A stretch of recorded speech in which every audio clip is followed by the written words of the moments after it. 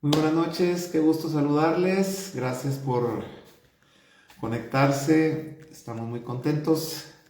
Un miércoles más juntos estudiando la palabra del Señor. Eso es maravilloso, ¿verdad? Así que vamos a dar unos segunditos para que nuestros hermanos se conecten. Mientras tanto, saludo. Nago, buenas noches. Gracias por conectarte. Gracias por estar acá. Beatriz, también ya estás conectada. Gracias. Un fuerte abrazo para ti también. Y tenemos algunos otros hermanos por ahí. Si nos saludan, sería maravilloso para poder saber que están con nosotros. Y comenzamos en unos segunditos más. No hay forma que me pase por completo el problema en mi garganta. También no me he quedado calladito y eso no ayuda. Ahí sí que ruego sus oraciones para que el Señor pueda restaurar totalmente mi garganta. Estamos agradecidos con el Señor, y mientras nuestros hermanos y hermanas se conectan, solo les recuerdo nuestras actividades de iglesia. Para los que no tengan una congregación en donde congregarse, valga la redundancia, les esperamos en el Hotel Clarion, en el segundo nivel, allá en zona 10, en el Salón Clarion, a las 10:30 de la mañana. Ahí estamos reuniéndonos los domingos, así que les esperamos. Estamos pasando muy buen tiempo juntos. El Señor nos está hablando, nos está visitando, y creemos que es un tiempo que debemos aprovechar, porque los tiempos, como dice la Biblia, no son buenos los tiempos y hay que aprovecharlos. Amén. Así que damos la bienvenida. Gloria, muy buenas noches. Dios te bendiga. Lili ya está con nosotros también. Dios te bendiga, Lili. Pati, Dios te bendiga. Qué bueno saludarte otra vez hoy. Sí, es Nago. Es complicado. Nicolás, muy buenas noches. Dios te bendiga. Gracias por conectarte. Aquí estamos para servirles. Así que vamos a hacer una oración. Creo que ya habemos suficientes para poder comenzar. Queremos aprovechar el tiempo. Hoy estamos comenzando un nuevo libro. Terminamos la semana pasada el libro de Levítico, y estamos hoy por comenzar el libro de Números. Así que por favor vaya a jalar un cuaderno, un lapicero. Es necesario que apunte ahí en su teléfono, en su tablet, en su compu, donde sea que usted lo haga. Pero esto es un estudio de la palabra. Esto no es un devocional, esto no es una prédica, esto es un estudio. Estamos estudiando la Biblia, y usted, como un buen estudiante, es necesario también que tome notas. Amén. Así que vamos a hacer una oración. Antes saludo a los hermanos que se acaban de conectar. Roxanne, buenas noches, qué bueno saludarte. Y Carlitos también ya está con nosotros. Un fuerte abrazo, mi querido Carlitos, fiel escucha de nuestros estudios desde hace ya bastante tiempo, como algunos de ustedes también. Así que vamos a orar. Amén. Padre bendito, gracias por esta maravillosa noche. Gracias por tu presencia, por tu gracia. Te ruego, Señor, que nos des tu favor para poder, en mi caso, explicar tu palabra, Señor, enseñar tu corazón a tus hijos, para que podamos ser edificados, podamos agradarte y podamos retornar al corazón del Padre, como tú lo dijiste, Señor. Te bendigo en el nombre de Jesús, te damos gracias. Amén y amén. Así que acompáñeme por favor al libro de Números. El libro de Números es el cuarto libro de la Biblia. Es el penúltimo libro del Pentateuco, o de la ley, o de la Torá, como se le llama. Y es importante que nosotros conozcamos estos libros. Y yo le quiero invitar para que se tome un tiempo cada día y lea la palabra del Señor. Porque al usted leerla, y al usted introducir su palabra, la palabra en su mente, guárdela, que baje a su corazón y póngala por obra, porque así es como el Señor dice que viene la bendición. Amén. Así que en Números. Ok. El libro de Números. Vamos a ver, espérame. Aquí estamos. Al final del Éxodo, al final del libro de Éxodo, cuando Éxodo termina ya en el capítulo 40, comienza el libro de Números. ¿Ok? Levítico es el libro en donde Dios les da la ley, la instrucción, o les termina de dar la instrucción al pueblo para comenzar con su viaje a través del desierto. Así que Números, en el libro de Números realmente comienza el viaje del pueblo de Israel a través del desierto. Éxodo es un libro que dura más o menos 2 años, año y meses, el tiempo que ellos estuvieron al pie del monte Sinaí.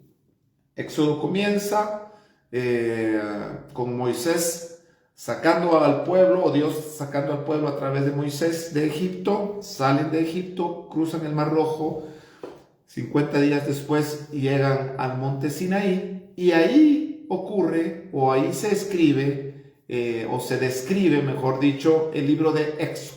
Es todo lo que ocurre en este año y meses mientras ellos están posando o están allí al pie del monte Sinaí.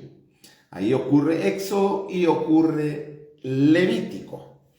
El tabernáculo había ya sido terminado y levantado. Esto ocurrió en el primer mes del segundo año. O sea, fueron prácticamente 2 años los que estuvieron allí en el monte Sinaí. O sea, habían transcurrido 2 años desde que habían salido de Egipto. Esto lo encuentras en Éxodo capítulo 40, versículo 17 en adelante. Las instrucciones para el libro o para Levítico fueron dadas un mes después que llegaron ellos, ¿verdad? Un mes después de todo esto que pasó, y el Señor, o sea, un mes después de que habían terminado el tabernáculo, perdón, tuve un pequeño lapsus, que había terminado. El Señor le ordenó a Moisés que censara el pueblo, y así comienza el libro de Números, con un censo. En el segundo mes del segundo año fue censado el pueblo. Esto lo encontramos en Números capítulo 1, versículo 1 al 3. Los israelitas habían acampado, repito, en el Sinaí, desde Éxodo capítulo 19 en adelante, y dentro de pocas semanas dejarían el Sinaí y resumirían su marcha hacia la tierra de Canaán. Esto lo encontramos en Números capítulo 10 y versículo 11. El nombre de Números, o el título tomado para este libro, es precisamente esto, porque aquí fue censado el pueblo.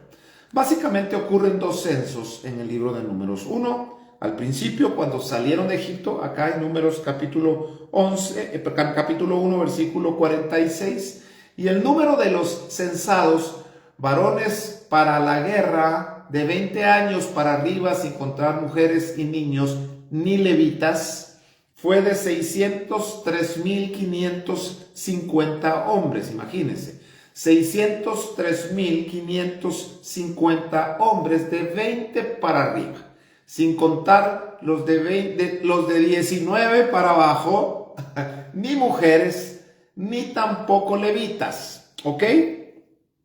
Y al final, después de 38 años de travesía en el desierto, porque ya llevaban 2 en Sinaí, el libro de Números transcurren 38 años, que fue realmente el viaje de ellos a través del desierto, porque estuvieron 2 años en el Sinaí, y 2 años más 38, pues dan 40, ¿verdad? Así que al final de estos, o de los 40 años, pues desde que salieron de Egipto, en Números capítulo 26, versículo 51, se censa otra vez al pueblo, y el número de los censados después de 40 años, escuche bien, prácticamente el mismo número, 601,730 fueron los censados después de 40 años. Esto es interesante porque, mire, prácticamente es la misma cantidad de guerreros los que fueron censados al principio de los que fueron censados al final. ¿Cuál fue la diferencia? Que al final es una generación diferente. Y esto tiene una enseñanza poderosa para nuestras vidas hoy, mis amados hermanos, porque aunque somos los mismos, Tito es el que salió de Egipto y Tito va a ser el que va a entrar a Canaán, pero no es la misma persona en sí, porque en el desierto hay una transformación. ¿Qué es lo que ocurre? Apunten esto porque esto es básico para que usted entienda el libro de Números. ¿Qué es lo que pasa en el desierto? En el desierto somos transformados. Sale Tito viejo, no el que usted está viendo, sino mi vieja naturaleza, con todas sus pasiones, con todas sus debilidades, con toda la naturaleza pecaminosa, flor de piel, y va a entrar 40 años después, esto es un número figurado, después para nosotros, después de caminar por el desierto durante toda nuestra vida cristiana. Y escuche, esto lo voy a aclarar en unos momentos, porque nosotros hemos malentendido el desierto, el tema del desierto, y les voy a hablar hoy acerca de eso, porque es importante que nosotros entendamos qué es el desierto, cómo funciona el desierto y para qué es el desierto. Y después de una caminata de vida a través del desierto, vamos a entrar a Canaán como una nueva naturaleza. La generación vieja que salió de Egipto queda muerta en el desierto y entra a Canaán una nueva generación con costumbres diferentes, con un corazón diferente. Dice Oseas capítulo, acompáñenme por favor al libro de Oseas capítulo 2. Solo le voy a leer algo acá. Y versículo 14 dice, pero aquí dice el Señor, yo la atraeré y la llevaré al desierto y hablaré a su corazón. ¿Para qué es el desierto? Para que Dios nos hable. ¿Dónde Dios nos habla hoy? En el desierto, mis amados. Y le daré sus viñas desde ahí y el valle de Acor por puerta de esperanza. Y ahí cantará como en los tiempos de su juventud y como en el día de su subida de la tierra de Egipto. Y en aquel tiempo, dice Jehová, me llamarás Ishi, que es mi marido, y nunca más me llamarás Baali, que es mi Señor. Y sigue dando la promesa y lo vamos a estudiar, si no da tiempo hoy, el próximo miércoles vamos a explicar este versículo. Pero en el desierto Dios nos atrae, en el desierto Dios nos habla, en el desierto Dios nos enamora, en el desierto Dios cambia nuestra naturaleza para su naturaleza, y en el desierto cambia la relación. Escúcheme bien, en el desierto cambia la relación. Entramos al desierto conociendo a Dios como nuestro Señor y salimos del desierto conociendo a Dios como nuestro marido, nuestro esposo. Él es Cristo es el esposo y la iglesia es su esposa. ¿Está conmigo? Así que en el desierto, se lo repito, en el desierto cambia naturaleza. En el desierto el Señor nos enamora, nos transforma y cambia la relación. en base a la naturaleza que es transformada. La relación no se cambia porque yo quiera que se cambie. La relación hacia Dios se cambia porque cambia mi naturaleza.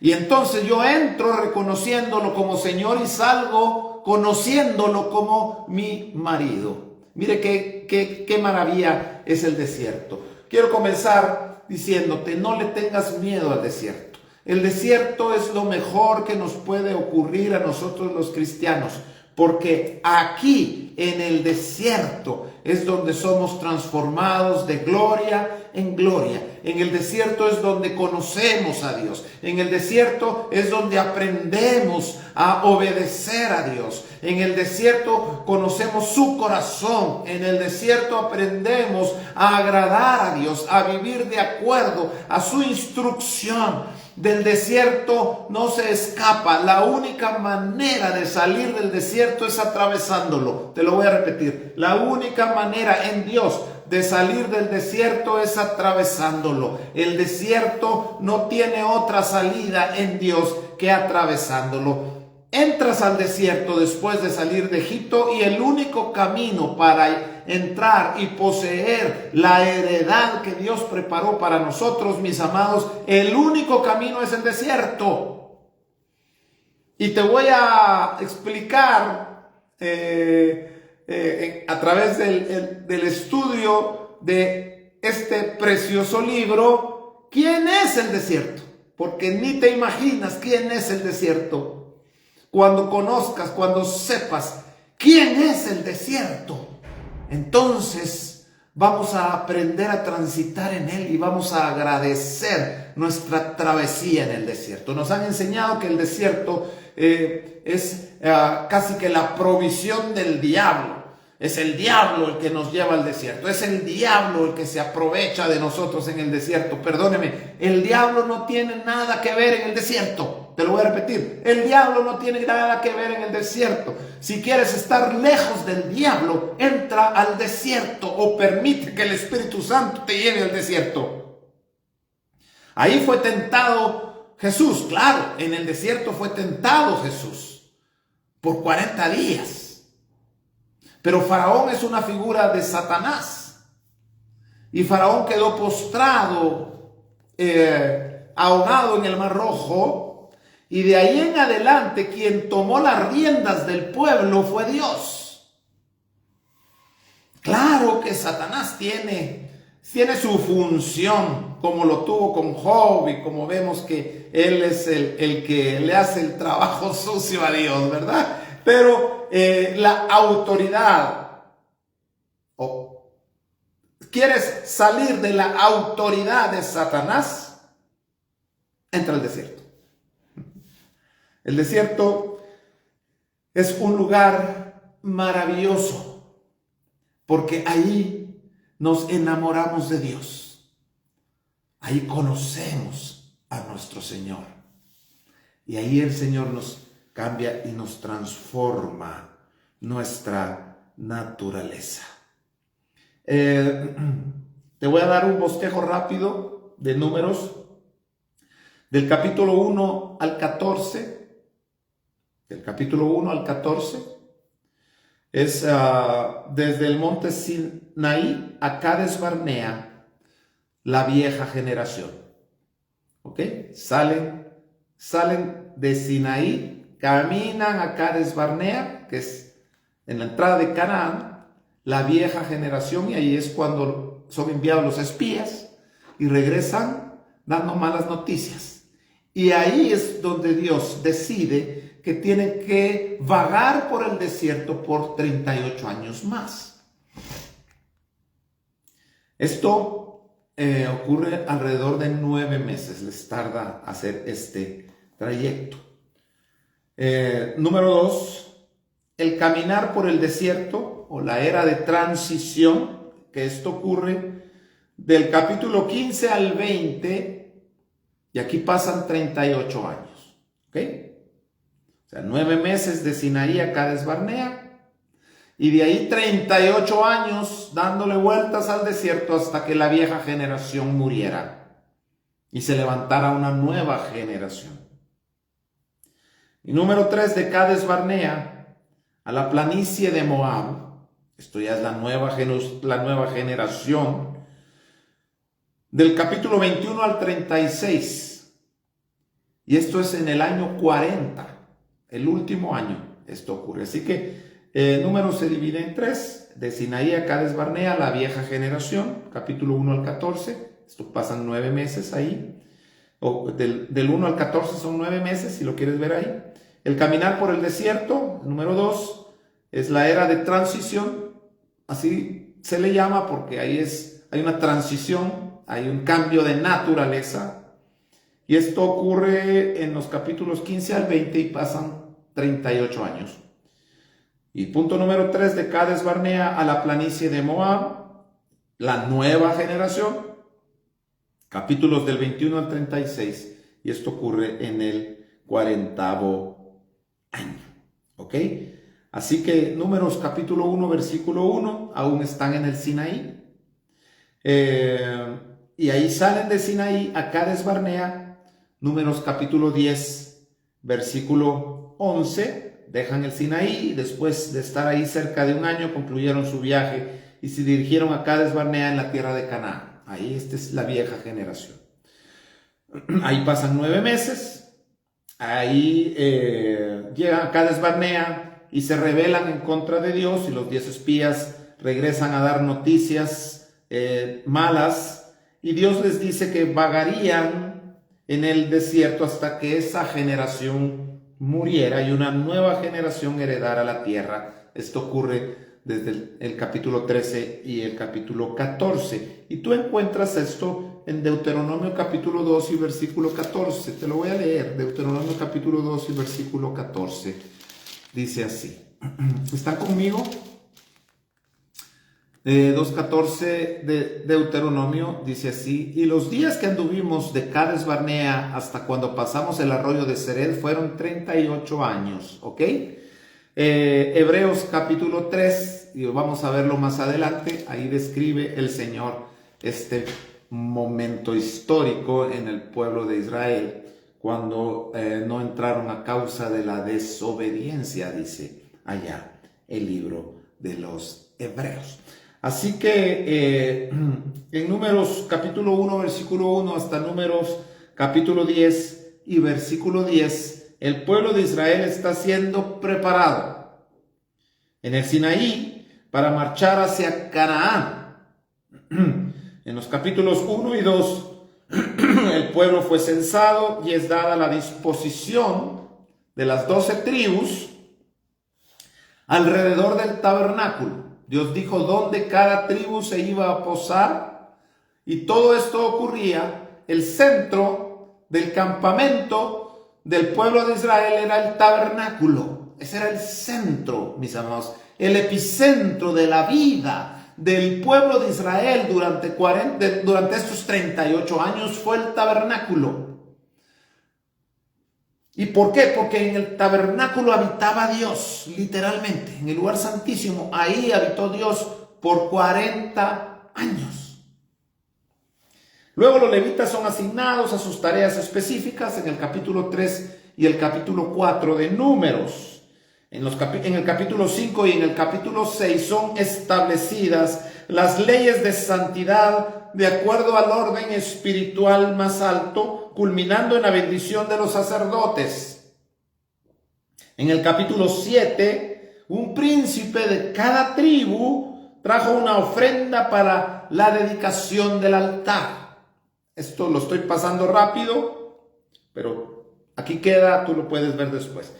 Después de la limpieza de los levitas en los capítulos 8 y 9, fueron dadas instrucciones específicas acerca de la nube que los iba a guiar por 38 años, y solo debían moverse cuando la nube de gloria se moviera.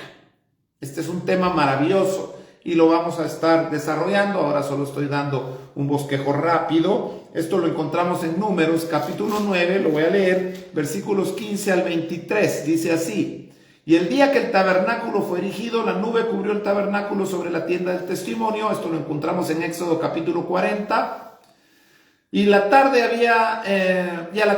había sobre el tabernáculo como una apariencia de fuego hasta la mañana. Y así era continuamente, la nube lo cubría de día y de noche la apariencia de fuego. Y cuando se alzaba la nube del tabernáculo, los hijos de Israel partían, y en el lugar donde la nube paraba, ahí acampaban los hijos de Israel. Esto pasó por 38 años. Mire, si lo vemos pragmáticamente, era fácil. Mire, durante estos 38 años, por favor, no se vaya a sentir ofendido, y no quiero ser peyorativo con el tema, porque no está diciendo Dios que no debemos pensar, ¿verdad? Porque Él nos dio inteligencia, sentido común y todas las habilidades mentales nos las puso Dios. Pero durante los 38 años, escúcheme bien, durante el 38 años, lo único que el pueblo de Israel tenía que hacer era seguir la nube, era obedecer a Dios, lo único. Dios no les pide que piensen ahí, Dios lo único que les pide es que obedezcan. Si la nube se paraba, ellos paraban. Si la nube se movía, ellos se movían. ¿Cuánto tiempo pasaron en cada campamento durante estos 38 años? Pues el tiempo que la nube permanecía arriba. ¿Quién decidía cuando la nube se movía? No era el pueblo, no era Moisés, no era Aarón, era Dios. Y esto lo debemos entender, porque nuestros campamentos hoy, mis amados, los decide Dios. Dios decide cuándo la nube se mueve y cuándo la nube se queda. No es por nuestras oraciones, no es por nuestros clamores de pactos y de decretos que la cosa avanza, mis amados, perdónenme. Es Dios quien decide los tiempos, las etapas, los ciclos en nuestra vida, los decide Dios. Te voy a dar un consejo bíblico. Aprende a aceptar tu momento. Aprende a disfrutar tu tiempo en Dios. Lo único que necesitas saber es que la nube está sobre ti. Mientras la nube esté sobre ti, va a haber maná. Mientras la nube está sobre ti, va a haber provisión, va a haber asistencia, va a haber bendición de Dios. No así aquellos que la nube se movía y por alguna razón ellos se quedaban porque no querían continuar, porque el campamento les había parecido fabuloso, ¿verdad? Y bonito, y se rebelaban y no avanzaban con la nube. ¿Sabe? El maná no caía sobre toda la tierra, el maná caía solo en el lugar que estaba abajo de la nube. Si alguno del pueblo o alguna tribu decidía quedarse porque no quería seguir la nube, una vez la nube se movía, el maná ya no caía ahí. El maná caía debajo de la nube. Y la nube nos habla de estar debajo de su voluntad. La nube nos habla de estar en sujeción a la voluntad y a la soberanía de Dios, mis amados. Hay tiempos, dice Eclesiastés, de sembrar, hay tiempos de cosechar, hay tiempos de reír, hay tiempos de llorar, hay tiempo de esparcir y tiempo de recoger. Quien decide los tiempos es Dios, no tú, no yo, no el pastor, permíteme, no el apóstol que decreta el 31 de diciembre. Quien decide el tiempo es Dios. Quien decide cuándo es un momento de levantar el campamento y seguir adelante es Dios. No te quedes atrás, no te rebeles a su soberanía, no te rebeles a su voluntad. Hay campamentos maravillosos, hay campamentos de abundancia, hay campamentos de amores, hay campamentos de provisión, hay campamentos de salud, pero también hay tiempos en donde tenemos que pasar por el valle de la sombra y de la muerte. Lo importante no son los montes y los collados, ni el valle de la sombra y de la muerte. Lo importante es que en los montes estés debajo de la nube y en el valle estés debajo de la nube.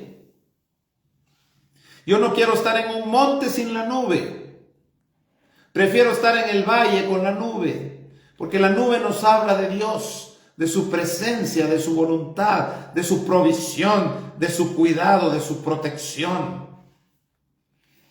Así que nos enseña el desierto a sujetarnos a la voluntad de Dios. Para eso es el desierto, para que aprendamos quién es el jefe, quién es el dueño del universo, para que ahí conozcamos a nuestro Padre, al creador de los cielos y de la tierra, al soberano del universo, para que aprendamos a agradecerle a Dios cuando hay suficiente agua y cuando no hay agua. Que aprendamos a ser agradecidos en todo tiempo. En el desierto aprendemos, mis amados, que el maná cae todos los días. No es necesario ni siquiera se podía en el desierto acumular maná, porque el maná duraba un día. Al otro día, quienes acumulaban el maná, al otro día amanecía podrido. Todos los días tenían que salir de sus casas, de sus cabañas, de sus tiendas, a recoger el maná que se iban a comer ese día, de acuerdo a la cantidad de la familia. No más. Y esto nos enseña que debemos confiar, que cada día, escuche, cada día el maná va a caer. La provisión de Dios va a llegar a tu casa cada día. Nuevas, dice la Biblia, son sus misericordias cada mañana. Y grande es su fidelidad. No te preocupes por temas de los que no te debes preocupar. Ocúpate. La Biblia dice, ocupémonos de nuestra salvación. Pero no te preocupes por tu provisión. Ocúpate. Hagamos lo que Dios dice. Asegurémonos de caminar bajo la nube. El maná va a caer. La enseñanza va a venir. Y cada vez te vas a ir enamorando más de Dios. ¿Cuántos dicen amén a esto? Ahora, escúchame bien. Mira, cuando aceptaste a Jesús, póngame todos los sentidos, porque de esto se va a basar tu entendimiento acerca de este tema. Cuando tú aceptaste a Jesús, levantaste tu mano y lo recibiste como tu Señor y Salvador, lo que pasó fue que la fiesta de la Pascua se celebró en ti. Así se celebra ahora la Pascua. No se celebra la usanza del Antiguo Testamento. ¿Ok? No tienes por qué poner huevos y hacer todo esto que hacen hoy algunos para celebrar la Pascua. La Pascua se celebra cuando te comes al Cordero, y eso comienza en el momento de tu salvación. Esto pasó cuando iban a salir de Egipto. La noche que salieron de Egipto comieron la Pascua. Y la Pascua se divide en 3. En el primer mes, Pascua, primicias y panes sin levadura. O panes sin levadura, primicias y panes sin levadura, ese es el orden. Esta es la Pascua. En las 3 fiestas del primer mes, la principal fue la Pascua. Inmediatamente después de comer al Cordero, de celebrar la primer Pascua, Passover, por eso es que el ángel heridor pasó sobre las casas de los hebreos y no entró, y los primogénitos no murieron. ¿Te acuerdas tú? Salieron esa noche y llegaron al Mar Rojo. El Mar Rojo nos habla del desierto. El Mar Rojo nos habla del bautismo en agua, según Corintios. Así que cruzaron el Mar Rojo. Esto nos habla del bautismo en agua. Por eso es importante bautizarnos en agua, porque entonces el bautismo nos habla de salir de Egipto, de cambiar de cobertura, de autoridad. En el desierto la autoridad era Faraón. En Egipto la autoridad era Faraón, en el desierto la autoridad es Dios. Así que salieron, y cuando salieron del otro lado del mar, ¿a dónde salieron? salieron al desierto. Salieron al desierto. Escuche.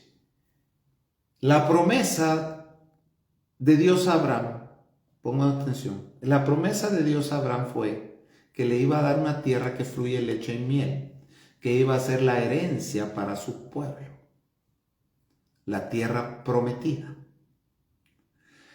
Y para llegar a esa tierra prometida, no fue inmediato. Vemos cómo el proceso comienza desde Abraham, está culminando acá. Y entonces ellos llegan al desierto. Y para llegar a Canaán, tuvieron que transitar por el desierto. Escúcheme bien. Cuando ellos llegan a Canaán y entran a Canaán y Dios les reparte la tierra como lo había prometido, Dios le dice a Josué que a la tribu de Leví no les diera heredad, no les diera una tierra física. ¿Por qué? La razón fue porque Dios dijo, porque yo soy la heredad de los levitas. Y los levitas es la tribu sacerdotal. Y los levitas representan a la iglesia en el tiempo de la gracia. En el Antiguo Testamento la heredad fue física. Fue una tierra que aún existe allá en el Oriente Medio.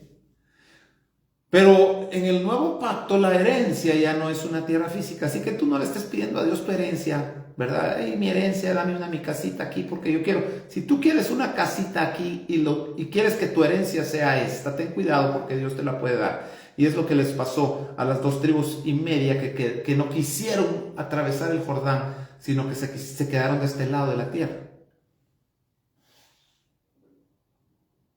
Eso es la gente que prefiere su heredad acá. Yo te digo una cosa, yo no quiero, lo voy a hablar en centavos, ¿verdad? Porque es nuestra mente así lo computa, pero yo no quiero un centavo de mi heredad aquí en la tierra, mi amado, perdóneme. Yo no quiero ser como el hijo pródigo que pidió su herencia antes de tiempo. Nuestra heredad no es acá. Nuestra heredad no es tierra. Nuestra heredad no son bienes materiales. Ni siquiera tu heredad es un buen terreno en el cielo. No, tu heredad tiene nombre. Se llama Dios. Dios es tu herencia. ¿Cuántos quieren entrar a poseer su herencia? Amén. Ok. Para llegar ahí hay que pasar por el desierto. Así que te voy a dar una noticia que si no tienes el entendimiento correcto te va a parecer mala, pero para nada es mala. Es la mejor noticia. Nuestra vida cristiana se desarrolla en el desierto.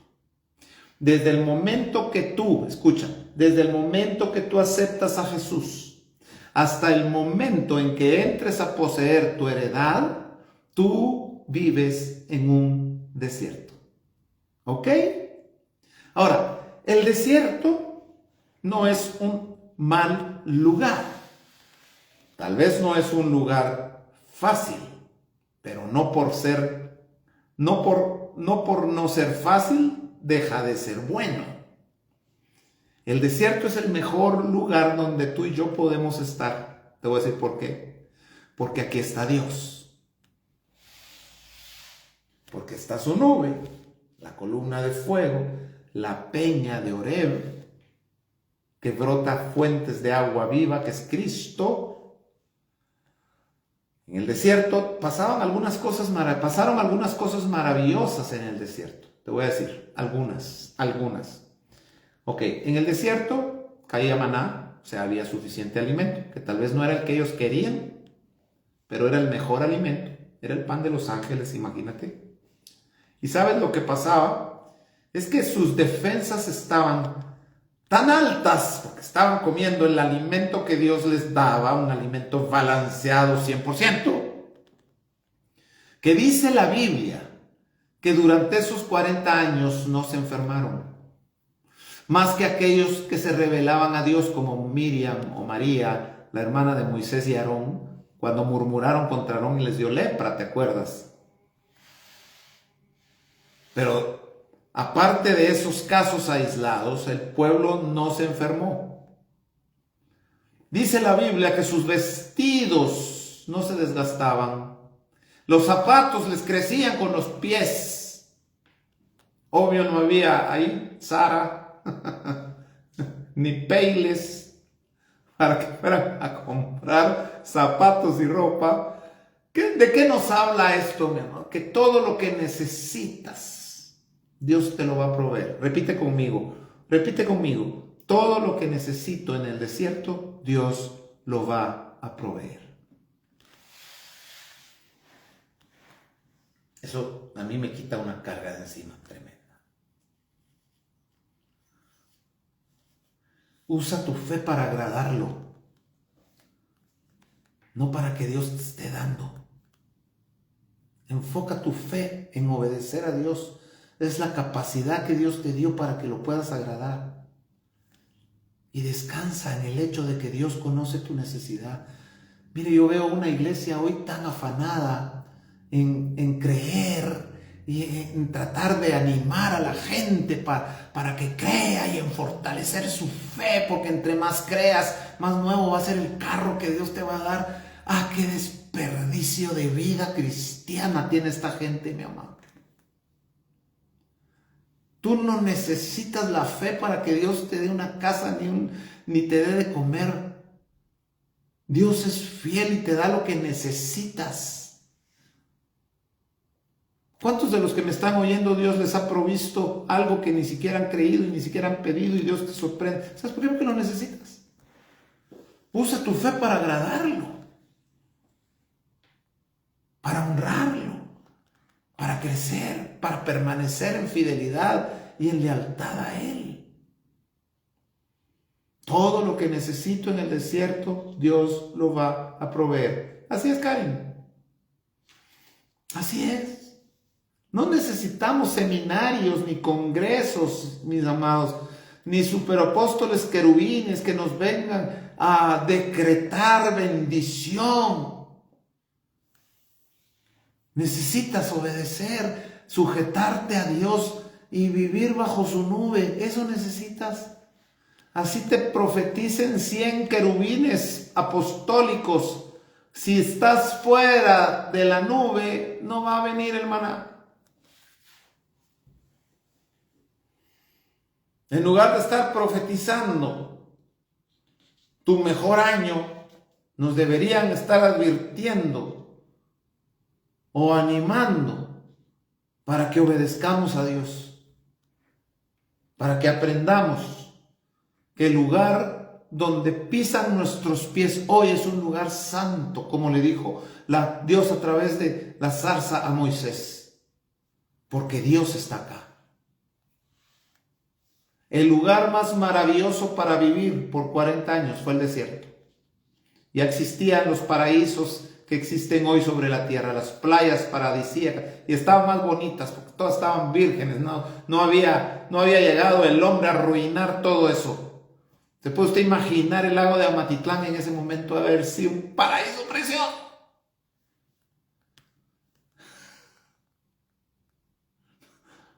Pero el mejor lugar no era el Cancún de ese momento, ni el lago de Atitlán ni Amatitlán, ni todos los lugares paradisíacos que usted se puede imaginar sobre la tierra que ya existían. El mejor lugar y más maravilloso lugar para vivir durante esos 40 años fue el desierto. ¿Por qué? Porque la misma gloria de Dios estaba ahí. Se nos está yendo el tiempo rapidísimo. Éxodo capítulo 3 dice así.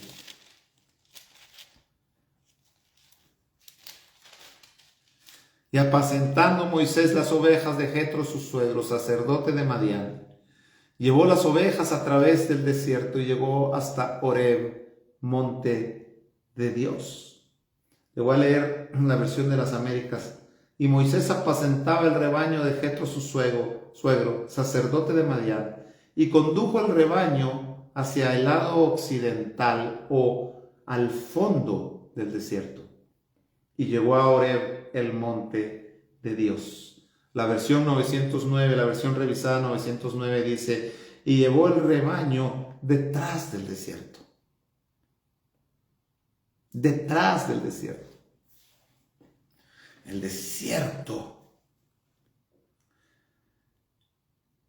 es la palabra midbar en el hebreo. A ver, Gloria, tú que eres la transcriptora oficial. Desierto es la palabra hebrea midbar. M-I-D-B-B alta A-R. Midbar. Es la referencia 4057 de la concordancia Strong. Repito, desierto en hebreo es midbar. Referencia 4057 de la concordancia Strong. Y significa estepa o campo abierto a donde se arrea el ganado. Y la segunda es impresionante porque lo vamos a ver, te lo voy a explicar y vas a entender. ¿Sabes? Midbar significa conversación o habla. Incluye los órganos para hablar. Midbar, sí, con doble B, midbar. M-I-D-B-B-A-R, midbar. Y significa conversación o hablar. Midbar significa lugar de pasto. Mira, interesante, porque donde Moisés iba a pastar a las ovejas de su suegro fue al desierto. El desierto en Dios no es como el desierto del Sahara, donde solo hay arena. En el desierto también hay pastos, porque ahí pastaban las ovejas. Es una tierra inhabitada. Escucha, esto es interesante. El desierto o midbar nos habla de una tierra inhabitada. También significa boca. También significa boca como órgano para hablar. Así que midbar significa desierto, pero también significa boca y hablar. Y entonces entendemos por qué dice, yo te hablaré en el desierto a tu corazón, dice Oseas 2:14. ¿Quieres escuchar la voz de Dios? ¿Quieres hablar con Dios? El lugar que Dios escogió para hablarnos y para que nosotros le hablemos se llama desierto, mis amados. Ya dejemos de satanizar el desierto. Dejemos, mis amados, de querer huir del desierto. Mejor enfoquémonos en comunicarnos con Dios, porque este es el lugar que Él escogió para que nosotros le podamos conocer y nos podamos enamorar de Él en el desierto. Nosotros pensamos que cuando estamos en abundancia, en salud, en paz, no estamos en el desierto. Bien, ahí estamos. Pero es un campamento. No todos los campamentos son iguales. Y lo vamos a ver. Apunta este dato. 42 veces se movió la nube durante esos 38 años. O sea que en promedio pasaron menos de un año en cada campamento. 42 veces se movió la nube. Y esto nos habla de 42 áreas en nuestra alma que el Señor necesita redimir.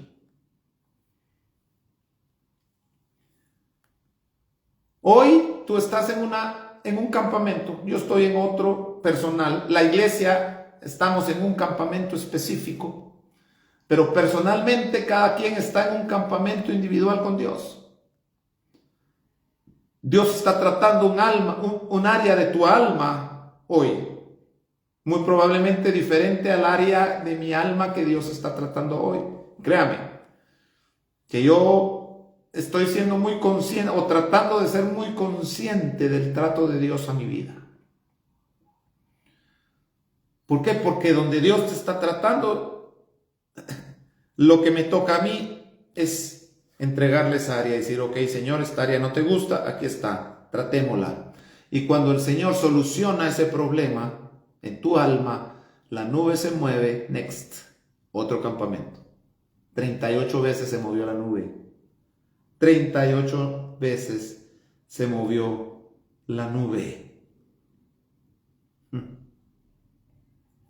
Isaías capítulo 27, versículo 10 dice así: porque la ciudad fortalecida será asolada, la morada será desamparada y dejada como un desierto.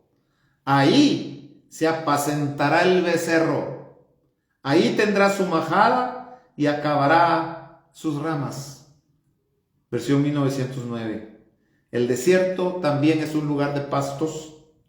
El Señor nos lleva ahí con frecuencia, o ahí es donde vivimos, pero nos lleva a estos lugares de pastos con frecuencia, porque el trato en el desierto es algo muy bueno y necesario. El desierto puede ser muy profundo y caluroso, lleno de serpientes y escorpiones, pero es el lugar donde Dios cambia nuestra vida. La razón por la que muchos quedamos postrados en el desierto es porque no tenemos confianza en Dios. Si nosotros sabemos reaccionar correctamente en el desierto, mis amados, nuestra vieja naturaleza va a quedar muerta ahí, pero vamos a ser transformados y nuestra vida nunca jamás en toda nuestra eternidad será igual. El desierto no es la meta. Por favor, Gloria, apunta esto. El desierto no es la meta que Dios tiene para nosotros. El desierto es un lugar de tránsito. Por favor, pon esto ahí, Gloria. El desierto no es la meta que Dios tiene para nosotros. El desierto es un lugar de tránsito. Se va a acabar el desierto, no es para siempre. Y lo que nos espera después del desierto es un lugar maravilloso. Amén. Vamos a dejarlo acá. Hoy fue intensa la clase, se nos pasó rapidísimo. A mí se me pasó muy rápido. Pero vamos a dejarlo acá porque tienes mucho que rumiar acerca del tema. Y vamos a continuar la siguiente semana, así que este libro de Números es maravilloso. No sé si tú alguna vez lo has leído.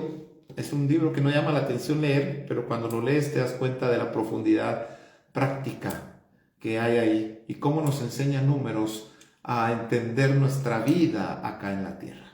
Amén. Así que yo te bendigo y te doy gracias por haberte conectado en esta noche y le ruego al Señor que te bendiga y que esta segunda mitad de la semana pueda ser una semana maravillosa. Los amo, los bendigo, muchísimas gracias por estar conectados cada miércoles y nos vemos el domingo. Te ruego que pongas en tu agenda llegar a las 10:30 en punto, estamos comenzando puntuales y vas a recibir una palabra maravillosa de parte de Dios, un tiempo lindo con los hermanos en su presencia. Así que les esperamos por allá. Mañana tenemos intercesión. Si tú tienes peticiones, déjanoslo saber, por favor. Y con muchísimo gusto estaremos resolviéndolo. Amén. Que Dios los bendiga. Y vaya a cenar algo rico. Chao.